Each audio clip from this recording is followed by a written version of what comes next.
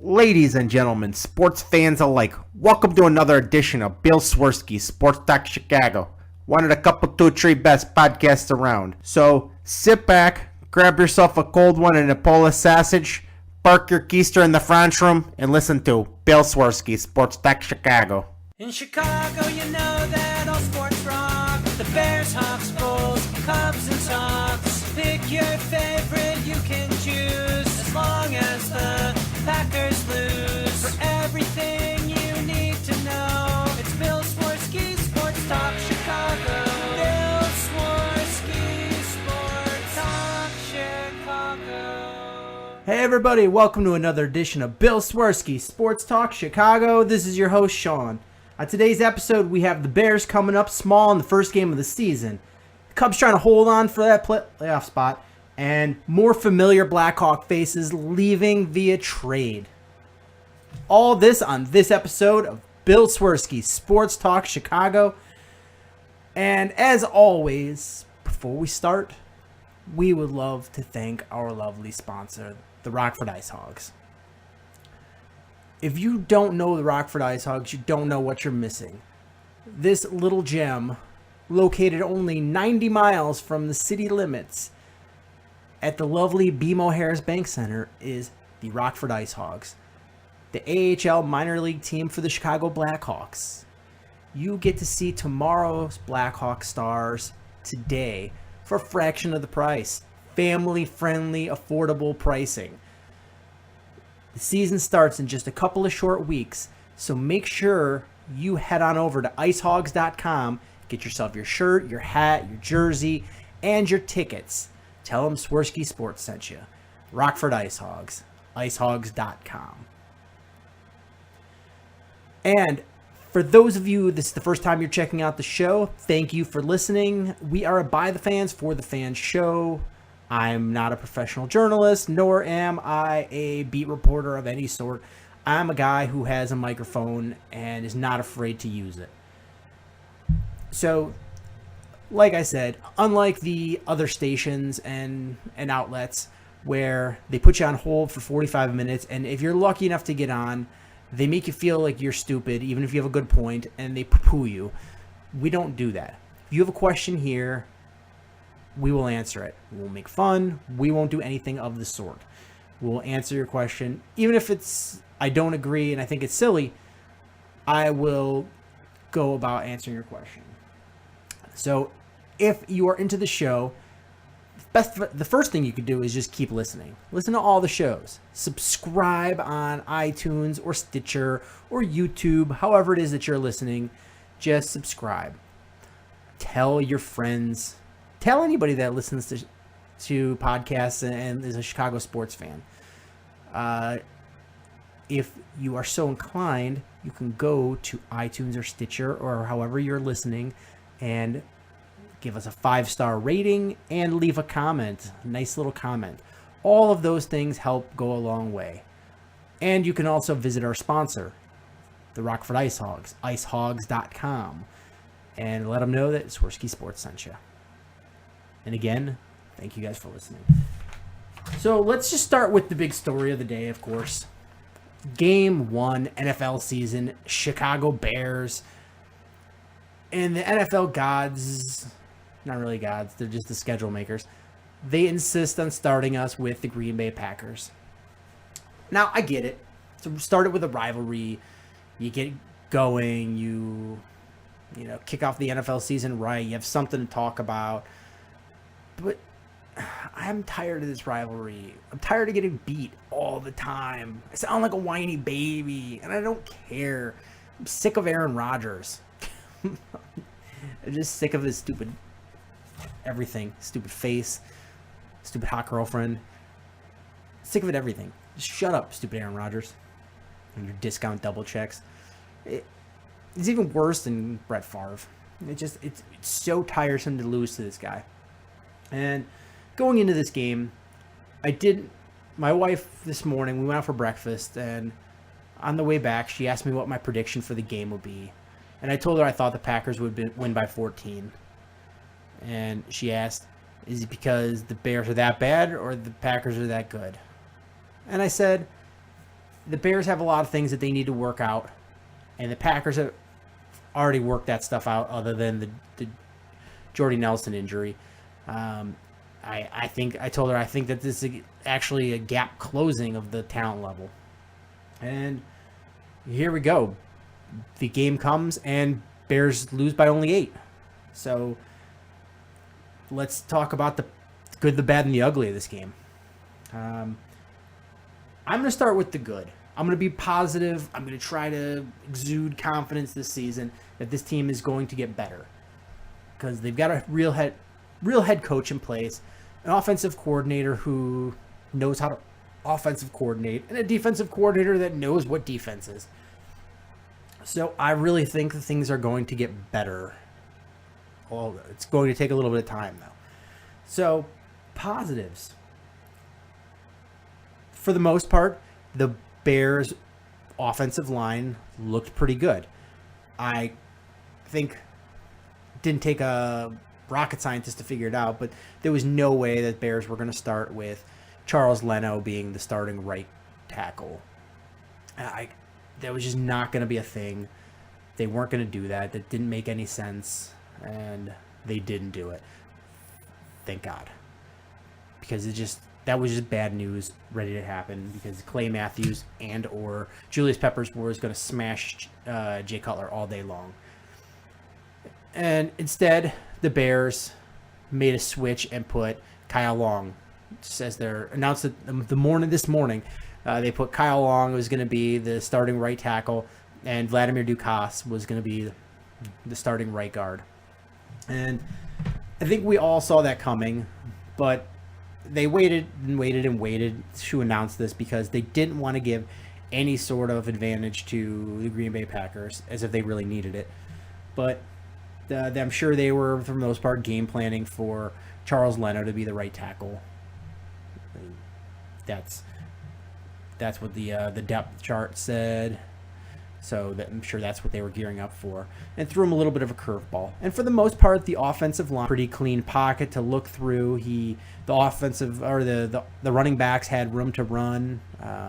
Matt Forte way more than the other two running backs that got in, but they had holes to run.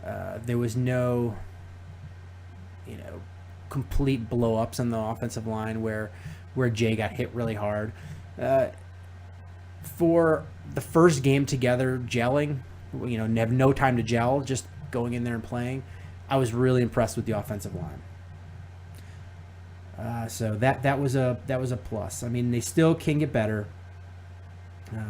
Julius Peppers was still a lot for the guards to handle, and he beat Kyle Long a couple times, but nothing terrible. It was overall a pretty good game. So I look for that offensive line to beginning improving too once they start gelling together. And offensive lines tend to play a lot better once they've played longer together. So look for the Bears' offensive line to get even better, especially when they're playing, lesser competition that don't know them as well. Next was the running backs look good. Matt Forte looked phenomenal other than a couple of drop passes. That could have been a big difference in the game, but running the ball, he looked great in pass protection. Couldn't ask for much more from Matt Forte. So that was really nice to see. When the head coach and the offensive coordinator say that they want to run the ball a lot more, I'm all fine and for that as long as that they have the ability to do it.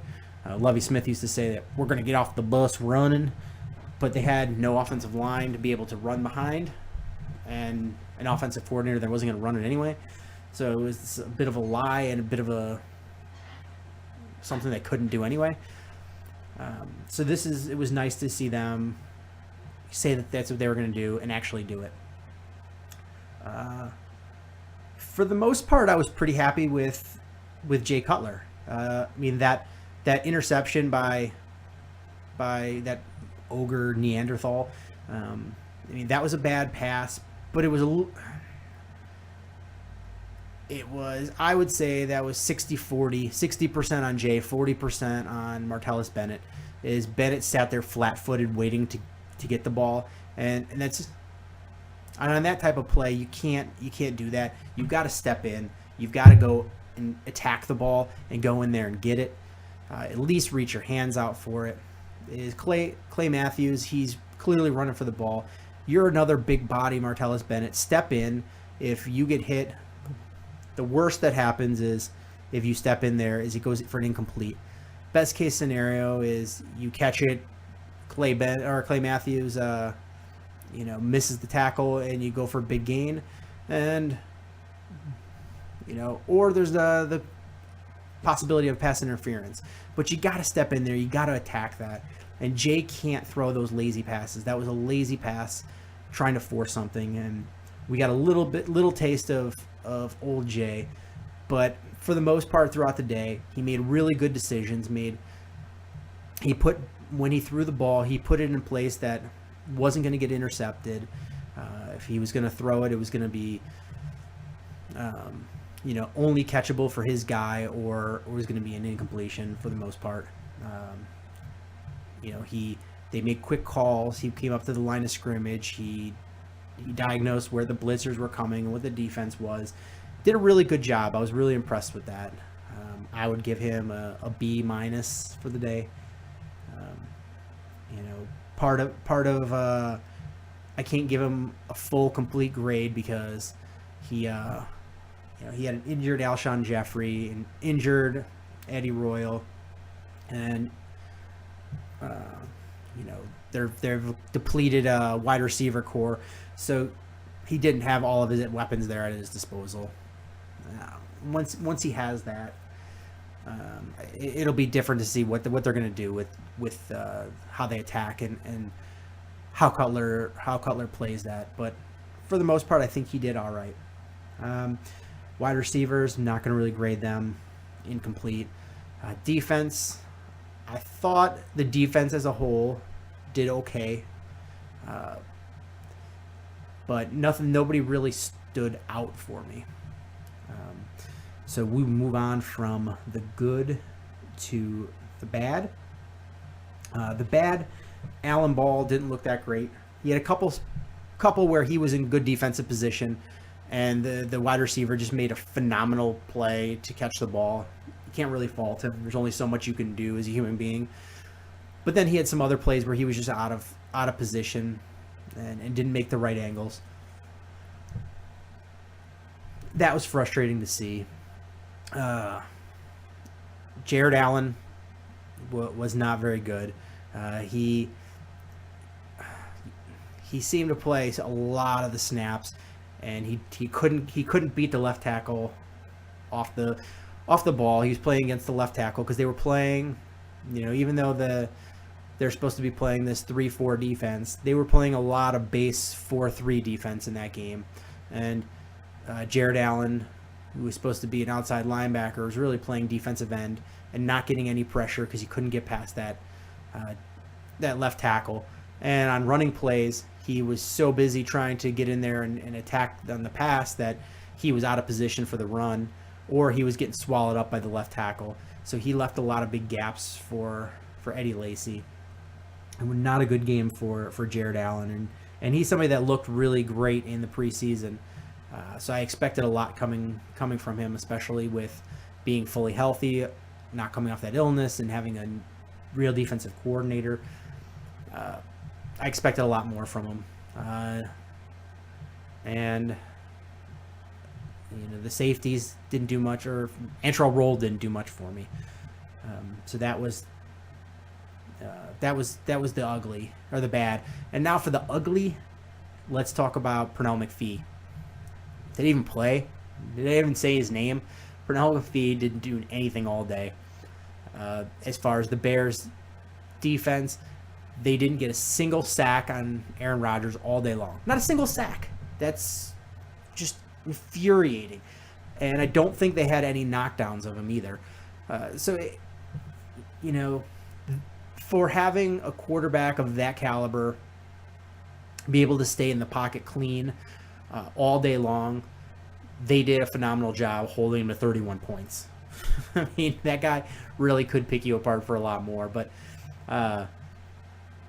it was, you need to be able to get pressure on him. That's how you beat Aaron Rodgers, is either injure him or pressure him, and they weren't able to get pressure on him, and that's on that Bears defensive front. You got to be able to get pressure on them on that quarterback. And when they were able to collapse the pocket, there was nobody in there, and he was able to either flip it out for a big gain or run for a big gain.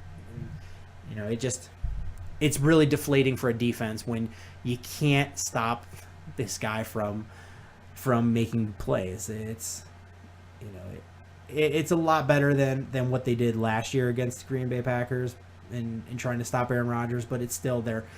There's clearly a deficit, and the Bears haven't closed the gap yet. But, I mean, if you look at the statistics for the game, they're not that bad. Bears end up losing 31-23, but they had a halftime lead. They held the Packers to only 10 first half points. The Bears outgained the Packers in total yards, 402 to 322, so outgained them by 80 yards. Had more passing yards, 213 to 189. More rushing yards, 189 to 133. Had more first downs, 25 to 21. And a better time of possession.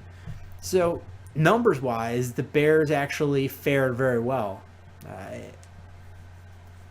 But it's, it comes down to it is they lost the turnover battle, and that was a huge turning point in the game.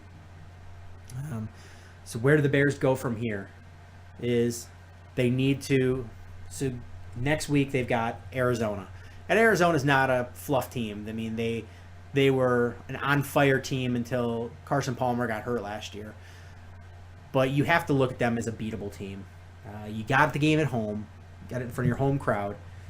Arizona is not unbeatable. You have to go out there and continue the good things that you did, like third down conversions. The Bears were pretty good this today against Green Bay in the third down conversions.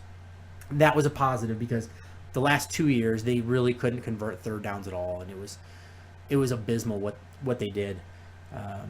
So that's, if they are able to keep that up, that's going to look really good because I don't think Arizona's defense is as good as Green Bay's, and their offense is definitely not as potent as Green Bay's. And they don't have this mystique over the Bears that Green Bay does. So it's if they're able to keep the third down conversion rate high and able to run the ball like they were today, they're gonna. Carson Palmer's an older quarterback. You need to keep him in a rhythm, and if you keep him off the field like what they did with Rodgers today for the first half, keep him off the field with long drives, running the ball, taking time off the clock, you're going to get him out of rhythm. You're going to get a cold arm, and you're going to have an inconsistent quarterback, and that's good. You got to apply the pressure to that guy. He's not nearly as mobile as Aaron Rodgers is because he's older and he's never was as mobile. You're going to have to get to him. You're going to have to get to Carson Palmer. You're going to have to keep turnovers to a minimum, and the cornerbacks are going to have to play better coverage. They're not going to be able to blow coverages, and you're going to have to give some help over the top of, on the wide receivers. But that's me throwing a pen. Sorry. A little frustrated and trying to think in 8 different directions, but it's today they had a loss to the Packers. I didn't throw anything at the TV. I didn't yell at the TV. I'm not sitting here rocking back and forth, like a lunatic, but I'm not happy either. This was a loss that they realistically had no business winning this game, but they could have won this game, had done a few things differently. Convert touchdowns when they got deep down there instead of field goals, not have that costly interception to Clay Matthews, and there's a realistic possibility that the Bears win that game. And it's a little frustrating, but there's a lot of good signs with this team. Clearly, the coordinators and the coaches have this team ready to play and ready to win, and it's got to feel much better losing a closer one than getting blown out of the water by Green Bay. You do have a tough schedule with Arizona and then Seattle coming up, but you have Oakland after that. So definitely of the first 4 games, the Arizona is winnable. Seattle's going to be a tough one. It's Seattle in Seattle. But then Oakland, that's a winnable game. Definitely a winnable game. And you got to hang your hat on these because you were a 5-win team last year, and if you can get 2 out of your first 4 in the first quarter of the season, then you're already at 2. That's a definite improvement. They're going to have to, this team looking forward, being prognosticator, they don't have the depth of players at a lot of positions, like wide receiver. They can't keep getting injuries. Eddie Royal can't have hip injury and a concussion. You can't have Alshon Jeffrey nursing a a calf injury all season long. You're definitely not getting Kevin White this season. So these are things that positions where you're going to have to keep watching the waiver wire, look for trades, because this is really thin, and this is a position of concern. Tight end, you got to work Martellus Bennett more. He was a matchup nightmare for Green Bay today, and you got to get him running right routes. That's the difference between him and the elite tight ends right now. Is physically that guy could be an elite tight end right now. He could be possibly one of, if not the best tight end in the league, if the guy would run routes correctly and constantly have his head in the game. But that's the guy you got. So you have to put him in position where you're going to minimize mistakes if he messes up. You can't have him running precise routes all the time and pray that he runs them correctly so you don't have an interception, or have him not come back for a ball and Clay Matthews intercepts it. So that's an area of concern you're going to have to work on throughout the season. Offensive lines just got to continue doing what they're doing. Running backs have to continue. Jay's got to build repertoire and confidence in these wide receivers that aren't Alshon Jeffrey and Martellus Bennett. The defense, the cornerbacks are going to have to get better. They're going to have to play tighter, not get beat. And I know Green Bay has this knack of catching balls on the sideline and making these amazing plays. You got to be able to break some of those up. You got to be physical.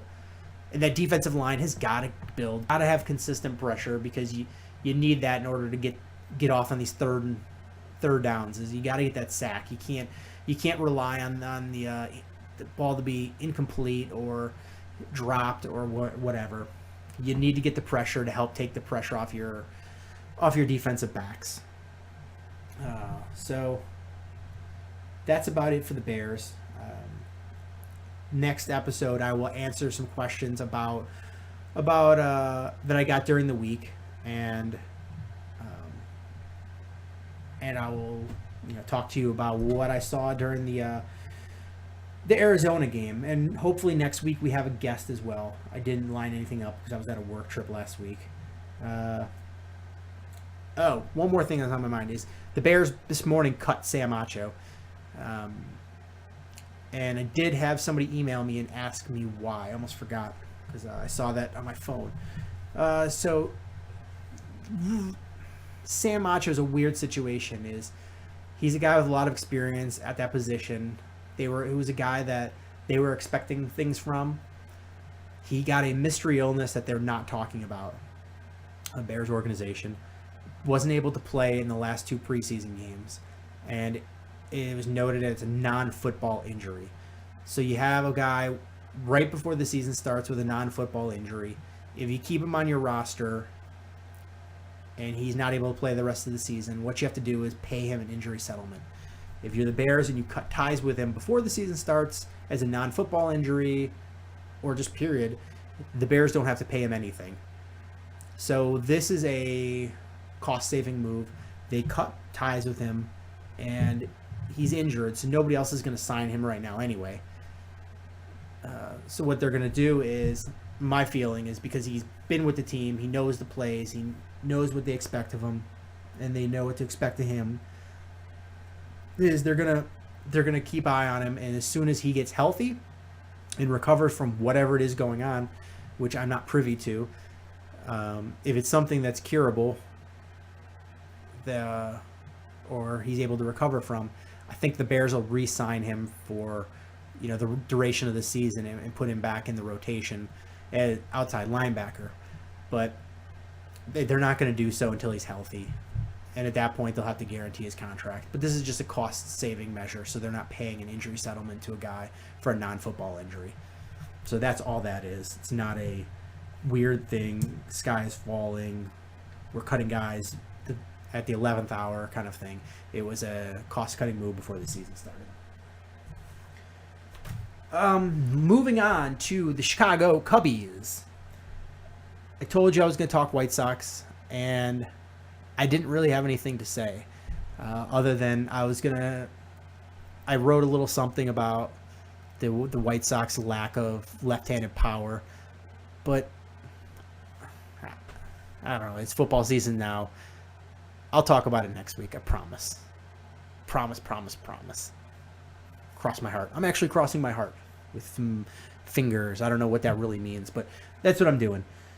Cubbies started off the weekend great. Won a doubleheader against the Phillies, who had swept them in a several-game series the last time they played. And the Cubs win the 2 games of the doubleheader, and then couple that with a Giants loss, and suddenly they knock 3 games off their magic number. But then Saturday comes, they lose and at the end of the game, and Sunday comes, and they're not able to fight back and beat the Phillies. And the Giants keep go ahead and plowing and beating on the San Diego Padres. So you still have that 13 magic number, and it's crazy to me. They got 20 games left. They've got a comfortable cushion in that wild card lead, the magic number of 13, and I'm still sitting here nervous because I'm a lover of the Chicago Cubs, and I keep waiting for a Cub thing to happen. And you guys know what that means, right? You guys are Chicago sports fans. You're probably Cubs fans, or if you're not, you're a White Sox fan and you know enough about Chicago sports to know what a Cub type thing is. And it's a Cub type thing would be John Lester goes out there in his next start and blows up and gets routed. Arrieta tweaks a shoulder, can't make his start, and you have Hamill blow a start, and Dan Herron's suck, and you have Chris Bryant go on a 0 for 24 streak, and they go on a 7-game losing streak, and while the Giants turn around and win it. Something ridiculous like that. That's such a Cub thing to happen, and have it and lose that wild card lead, and have it, even if they do make it to the playoffs, have it be so much closer than it really needed to be.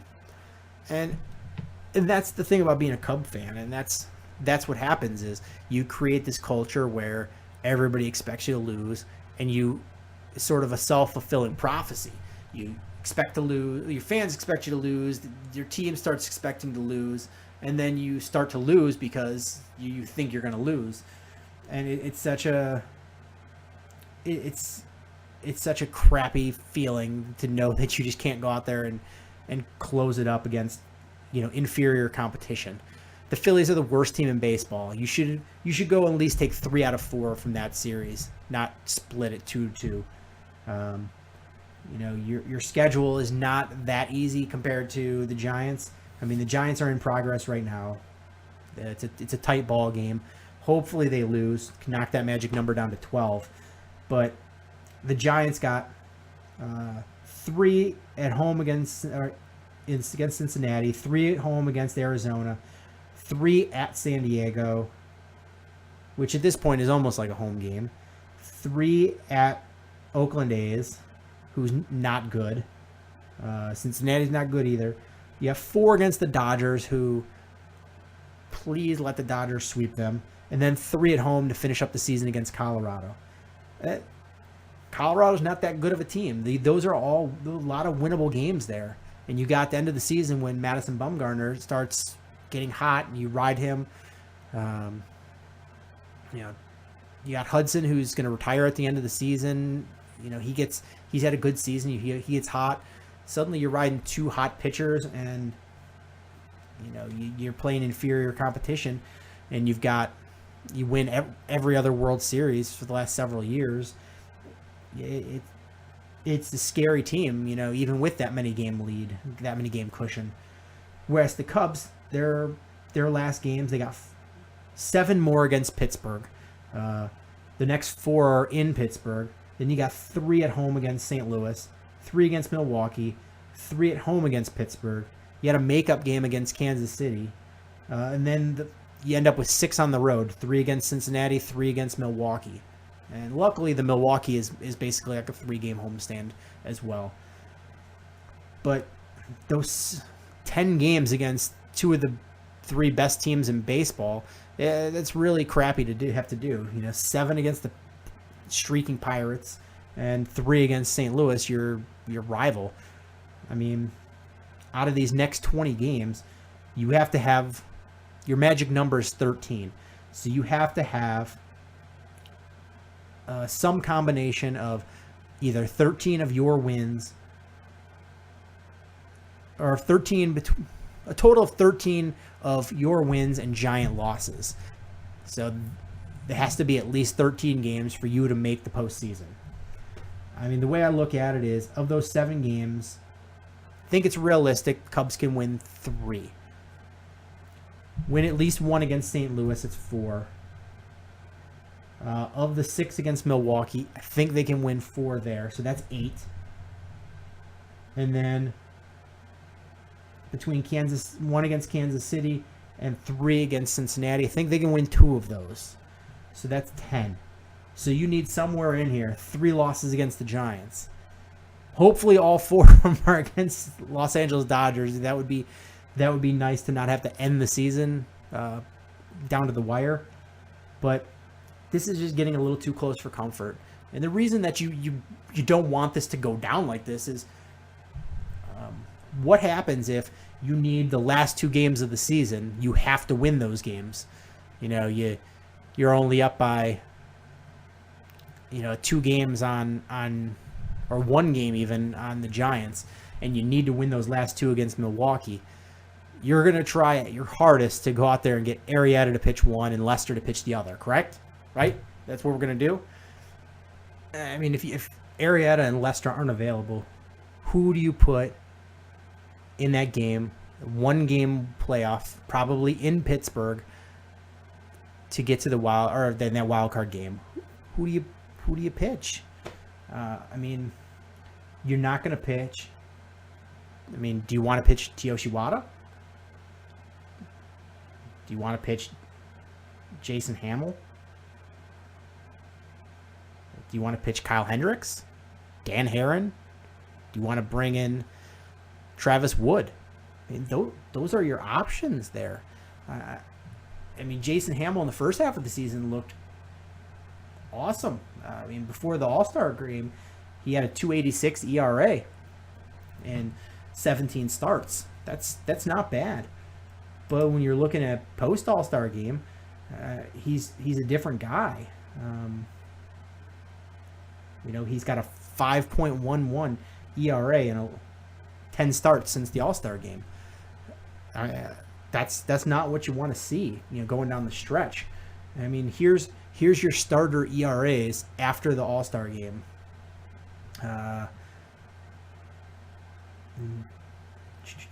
Jake Arrieta, that's your dude right there. He's got a less than 1 ERA. He's at .93. Lester's the 3.34. It's not great, but it's not terrible.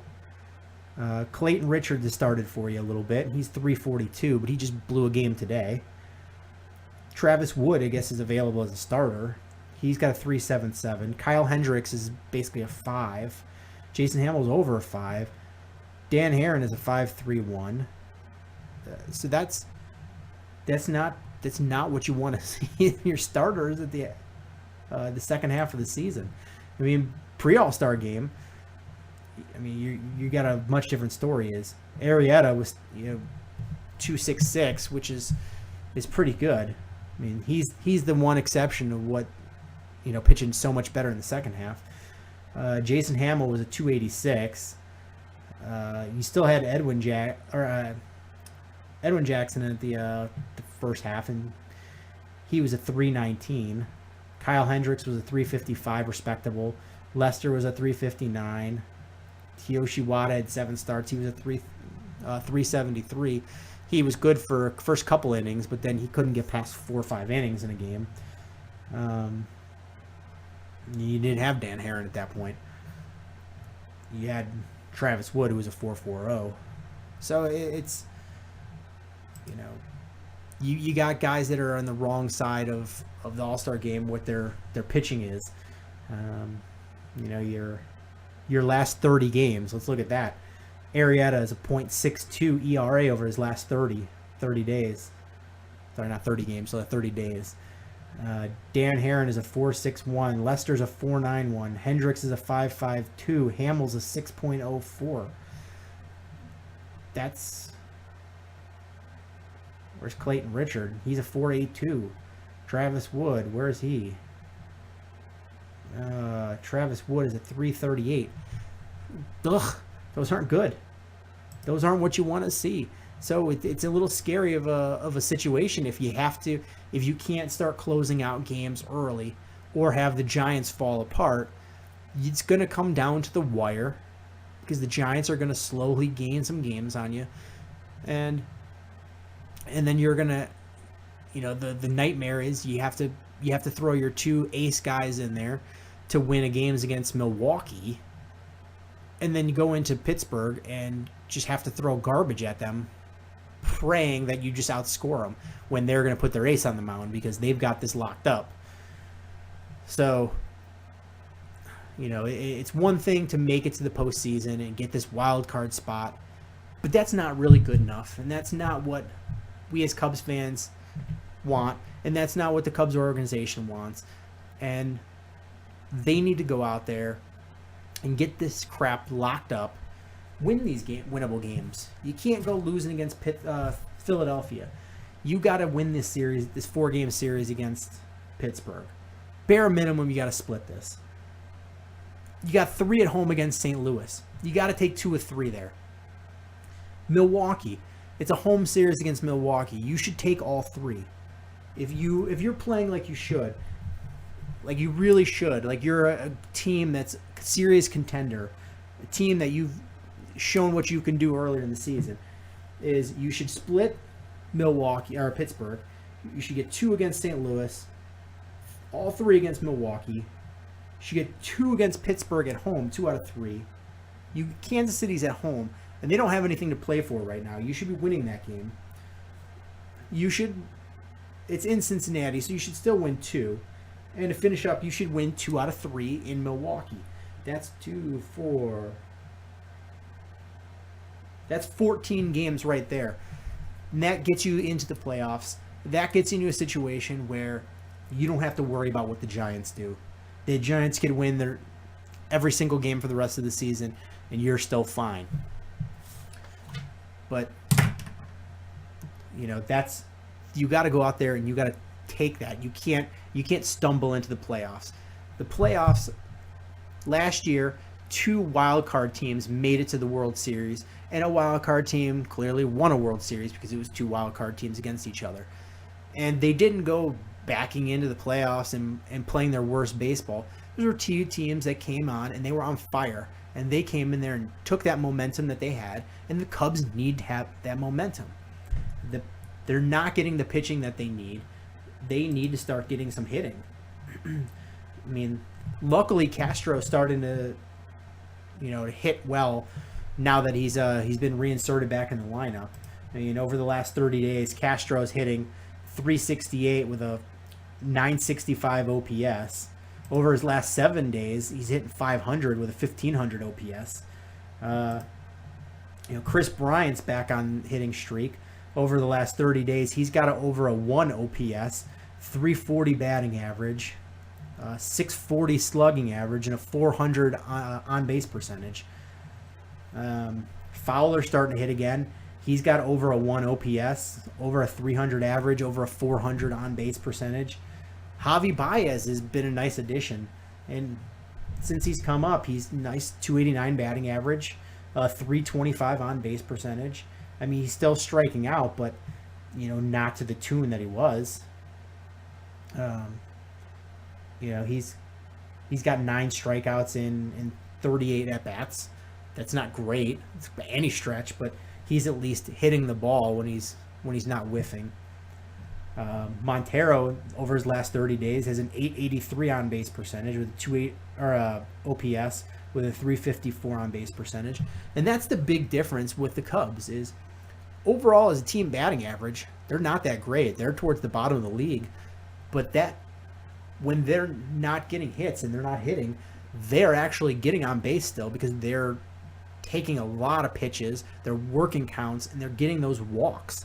That's the big difference between the Cubs and teams that have similar hitting and pitching numbers that aren't getting those wins. Rizzo is the guy that's not hitting right now, and he's your best player as it stands. So it's he's going to come around because he's your best player. And it's kind of a win by committee. It's a lot of these positions, you only have a few guys that you stick in your lineup every single day. You got Anthony Rizzo is an everyday guy. Chris Bryant's an everyday guy. Other than that, you've got a lot of replacement players that Joe Madden is having success in inserting into the lineup and winning ball games. You've got Castro, who's been playing. He played some third. He played second base. And he's played some short as well. Chris Bryant has played third base, and they've had him in both corner outfield spots. Matt Caesar has come in off the bench and played well and gotten a few starts. Dexter Fowler has mostly been the starting center fielder, but he's platooned a couple games as of late. Javi Baez he's been a guy that's been able to come in and play some third base and looked pretty good at there. Chris Coughlin, not an everyday starter anymore, because he's a left fielder, and you've been putting Kyle Schwarber out there as well. So he had a red hot game today. I mean, it was all for naught in the loss to the Phillies, but Chris Coughlin has looked good. Austin Jackson filling in at center field is the new acquisition. He's batting all right. Got over a 300 on-base percentage and a 700 OPS over his last 30 days. And you're getting Jorge Soler, who's on rehab stint right now, and he's going to be back before too long. And he's a guy that is your power guy in the lineup potentially. I mean, he's just got so much strength and speed. And he's a guy that could really be a game changer for you. And I keep saying, I think he's going to be a phenomenal hitter for the Cubs. I loved him when they signed him as a 19-year-old, and I think he's awesome now. You still have Tommy La Stella as an infielder sitting around. Kristen Norfia. These are all guys that you have that you can do spot starts. You've got a lot of guys that can come in and play when somebody's not hitting the ball well, and it's keeping guys fresh when they come in. They're not playing every day. They're not depleted. And it was especially nice in that doubleheader game just because they basically had a mostly all-new lineup for game 2. I'm old. It's 5:30 and I'm already getting tired. So the Cubs really have no excuses. They've got a lot of talented guys to fill position. They're not stuck with too many positions and not enough guys. They're stuck with not too many guys and not enough positions. With the roster expanded, they've got more pitching help, but yet they keep sticking with Rondon, and Strop, who scare the crap out of me. And you're riding a hot Jake Arrieta, who's going for his 20th win in the next couple games. So they really have no reason to, to not make the playoffs. There's just really no reason, but it's still, you worry about Cubs being Cubs, and that's a scary thing for any Cubs fan. As an outsider that's a not Cubs fan, that's just watching as a baseball fan, or rooting for the underdog. This is they're all saying, Cubs got this wrapped up. I mean, there's 20 games left in the season, and the Cubs have an 8-game lead in the wild card. 8-game lead. That's next to impossible to overcome, but but it's the Cubs, and it's a scary thing, and scarier things have happened. I mean, look at their playoff history with the Leon Durham ball and the Bartman ball, and last time they won a World Series, and just the odd things that happen. But the magic number is 13 for the Cubs, and they've got 20 games left and an 8-game cushion right now. So, fingers crossed, the Cubs got the playoff spot, and we'll be seeing Pittsburgh. Seeing Pittsburgh in Pittsburgh for a 1-game playoff spot.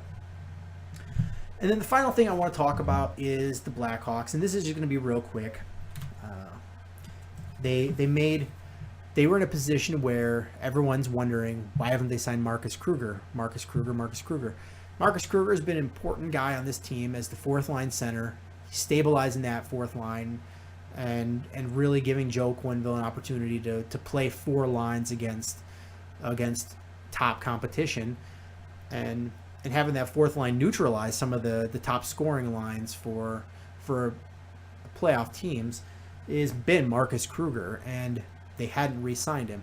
And the issue clearly was that he didn't sign anywhere else, even though he was a free agent. They must have told him, listen, we want to re-sign you, we want you back. He wanted to be back. They just couldn't sign him because they were over the salary cap, or right at the salary cap. And granted, you can go over the salary cap up until the season starts, but it's not really a position that you want to be in, because if you're a general manager and you're over the cap and you're trying to make a trade to get under the cap, every other GM knows they've got you bent over and you are stuck. They're going to try to rob you and give you nothing and get a good player, or make you take crappy contracts, crappy players that they don't want. It kind of puts you in a bind, and the Blackhawks didn't want to be in that position. So they were trading from a position where they were still under the cap and in a little bit of position of strength, and they were able to dump players to the Carolina Hurricanes. They dumped Chris Versteeg and Joakim Nordstrom, and those are, you may not be as familiar with Joakim Nordstrom. If you're a Rockford Ice Hogs fan, icehogs.com, you know Joakim Nordstrom. He was a great player for the Ice Hogs, and he's been on the Blackhawks roster, playing sparingly for the last couple of years. But Chris Versteeg is a name you know and know well. Good, bad, or otherwise, the guy has been here for a couple cups. And between those two, you needed to dump the salary in order to sign Marcus Kruger. So they did a salary dump, and they were able to bring 2 young defensemen over and swap some draft picks. But the 2 young players are 24-year-old AHL player Dennis Robertson, young defenseman. He's gonna be on the Rockford Ice Hogs this year, I'm imagining. And then the 6th round draft pick from Carolina this year is Jake Massey, who's another young defenseman. So you're replenishing your defenseman for the future, salary dumping, and you were able to go out and sign Marcus Kruger. And that's where it comes down to it. And don't be surprised if you see the Blackhawks making further moves where they're at right now. And as far as their forwards go, I think they could be okay going into the season with what they got. assuming that Patrick Kane doesn't go to jail. And I'm hearing credible, I'm not going to get into it, but I'm hearing credible rumors that Patrick Kane will not be arrested, will not face trial, will not face charges at all, will walk away scot-free without having to pay his accuser either. But that he is in hot water with the organization, and they are looking to trade him regardless of any sort of guilt, because they're tired of him embarrassing the organization. So we're not out of that woods yet, but the Blackhawks clearly don't want to go in the season with the defensemen that they currently have on this roster.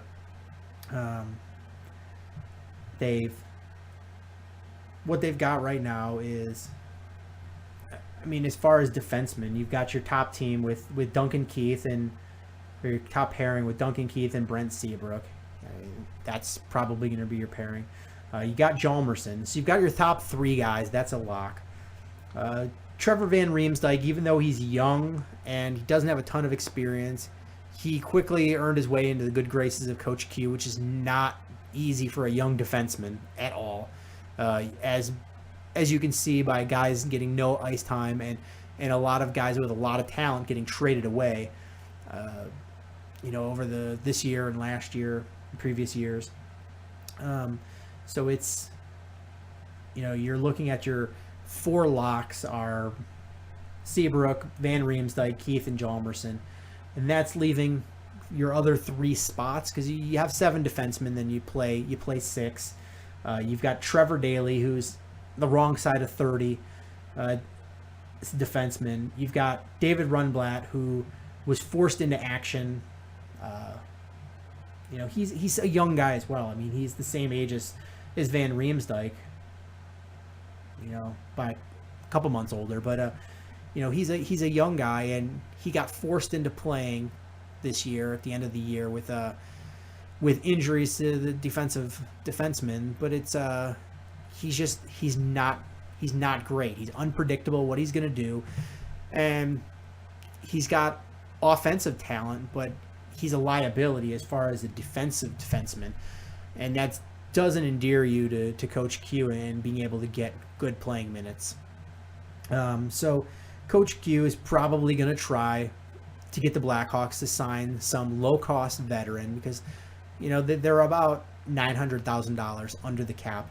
So they've got room to sign a veteran minimum $700,000 to $900,000 veteran guy who's going to try to win another cup or a cup at all. And Coach Q is going to want a guy who's going to be able to eat some minutes, be steady, be dependable. Coach Q wants to know what to expect when he puts a guy out on the ice as a defenseman. He doesn't like surprises on that end. He wants rock solid guys. Even if it's, not good, he wants to know what he's going to expect. And so don't be surprised if they end up, signing a guy that plays in that third pairing, and having David Rundblatt be the seventh guy. One other option is Villa Pokey, who's a guy who's been he came over in the Leddy trade, and he was basically the centerpiece of that trade for the Blackhawks on their end. Looked great in Rockford, and he's a guy who's another young guy who's eventually going to take the mantle and be up here playing. I don't know if this is going to be his year or not, but I think he's going to have every opportunity to be able to do it. It's whether or not Coach Q gives him that chance. Other than that, I think they're set with their two goalies, Darling and Crawford. You've got your forwards that look pretty decent. I mean, you've got Anisimov, who you just brought over. Marcus Kruger, you're going to be your fourth line center. Teuvo Teravainen, Jonathan Taves. Unfortunately, you still have one Trick Bick, but you have Andrew Desjardins, who was, great to bring back because he was absolutely awesome for this team. Did everything you asked for and more for a guy that you didn't expect anything from.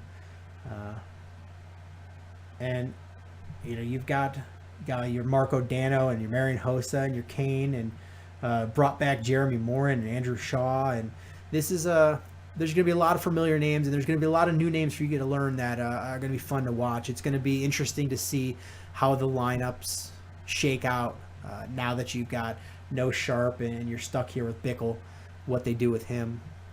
But that's going to be about it. I'm going to wrap up this show. Thank you guys so much for listening. Sorry I rambled a little bit. I had a long week of traveling for work, and I'm going to be back on the road again starting tomorrow morning. This new job is killing me, but glad the NFL season is here, and gonna upload this episode and go hang out with my daughter. She's gonna turn 11 months on Tuesday, so we're planning her first birthday party.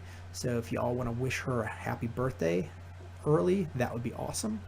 But thank you guys so much for listening, and like I said, pass this on to the friends, and until next time, bear down. Cubs win! What a lucky break! The good Lord wants the Cubs to win! We thank Ditka and God for all they have provided. Cubs win! Cubs win! Cubs win! Oh, I don't want her. You can have her. She's a Packer fan. She can't fit in my van. And she looks like number New Yorkers. Smoking crack is not legal on the plains. Bears 31 to -7. The Bears. Oh, when the Bears go bearing down.